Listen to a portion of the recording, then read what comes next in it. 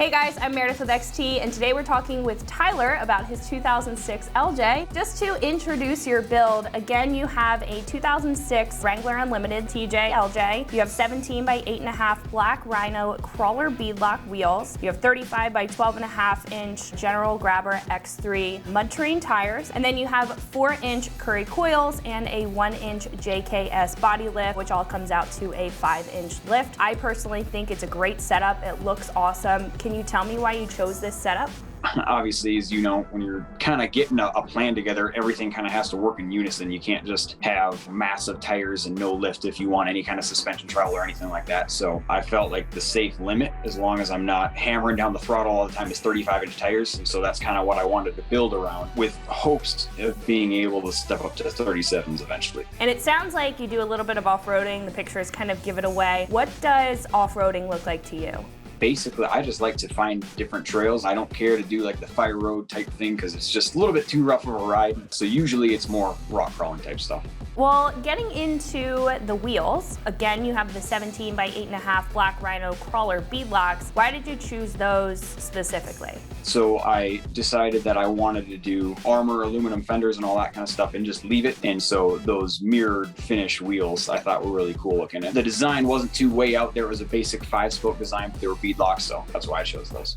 Do you find that you have a little bit of better performance, you would say, with beadlocks rather than like just a standard wheel? The main thing is I'm more comfortable lowering the air pressure. I had brought it down to like 10 PSI before without beadlocks, but I just feel a lot better about bringing it to 10 PSI or even a little bit lower with these beadlocks on now.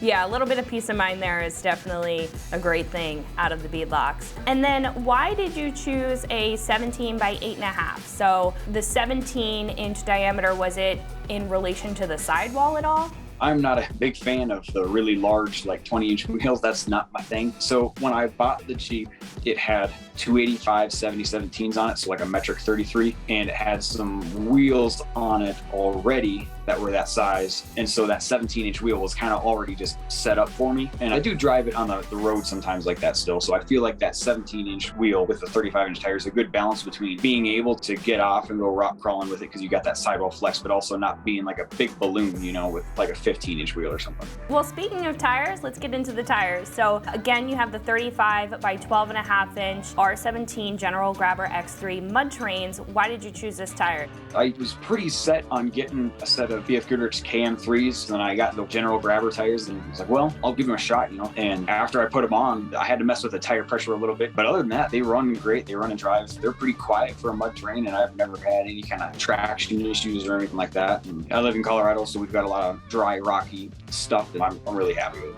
And then why did you choose the mud terrain over like an all-terrain? Kind of the same thing. I figured it's not a primary vehicle for me, which is a real blessing that I don't have to, if I want to do something, you know, it can sit in the garage for a couple weeks even. So the reason I went with that mud terrain is I'm not putting a lot of miles on it, so the wear factor is not so much of an issue for me. And then if all I'm doing is driving to the store just for fun every once in a while in it or something like that, I wanted something aggressive so that way when I'm rock crawling, I'm not lacking traction. And then why did you choose a 35 by 12.5? I felt like that was the comfortable size for the stock axles. Eventually, I'd like to replace them. Probably not with 1-tons, but maybe something just a little bit bigger than what's in there right now. But I felt like that 35, since it's locked in the front and rear, I felt like that was a good, safe spot as long as I'm not too hard on the throttle.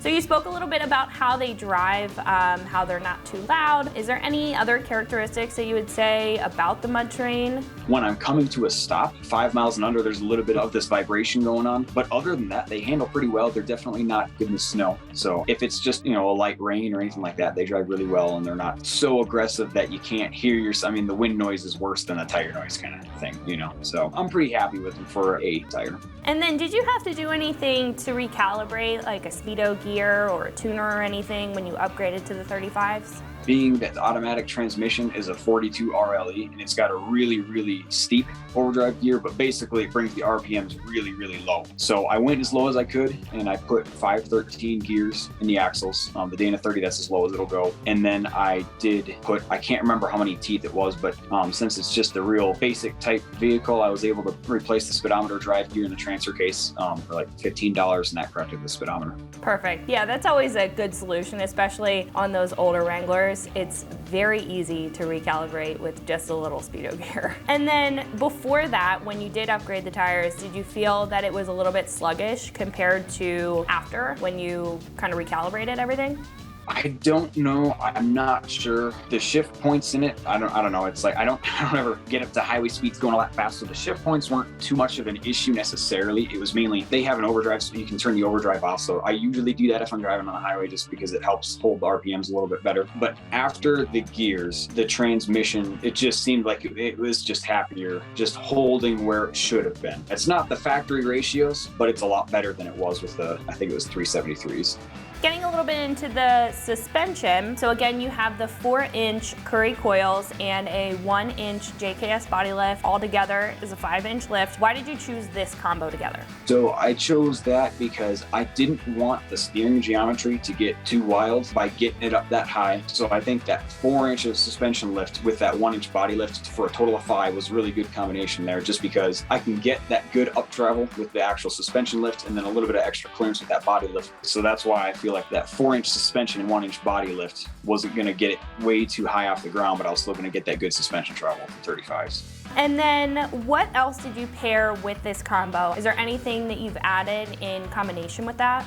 It has core 4x4 control arms. They are their tier 4, so they got like the Curry Johnny joints. And once I got those, they're adjustable and dialed in. It drives really, really straight. So I've got that. I have a JKS front track bar, also adjustable, obviously. And then it has the Curry Correct Link steering up front. And that's mainly what I've got so far. Now, I can imagine that you didn't have any fitment issues when adding the lift with the wheels and tires. Mostly, yeah. So this is something that I'd like to do too. So I still have the stock front sway bar. It has JKS quick disconnects on it, but the actual sway bar arms themselves, they actually kind of stick out a little bit far from the frame. So I'd like to get the Curry Anti-Rock's front sway bar because it's real nice and flush there. And that's, for the most part, it's not an issue. Every once in a while, I know if I'm at like a full lock trying to do something and the suspension moves just enough, it'll kind of hit that, and it doesn't hurt anything or anything like that, but it'll kind of bring those back down because I just use bungee straps to secure the quick disconnects up there. So that's a little bit of an issue right now. And then as far as the up and down with fender clearance, I've got bump stops in there, so I got that sorted, so it's not a problem there.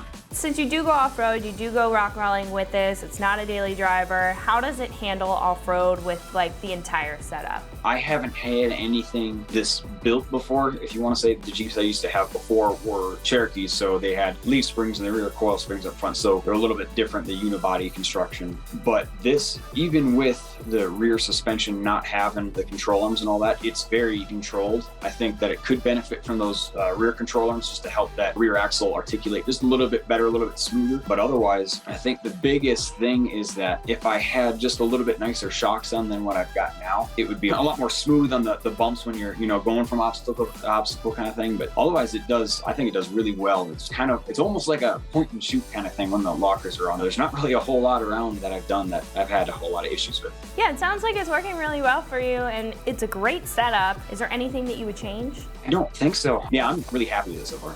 I was impressed when I first saw the picture, so definitely well done. So that kind of wraps it up for all of my questions. Again, you have a 2006 Wrangler Unlimited TJ LJ. You have a 17 by 8.5 inch black Rhino crawler beadlock wheel, a 35 by 12.5 General Grabber X3 mud terrain tires, and the 4-inch Curry coils with the 1-inch JKS body lift, all for a 5-inch lift. Again, thank you for sharing all of your information. Again, it is a great build. And for more videos just like this, remember to always keep it right here at ExtremeTerrain.com.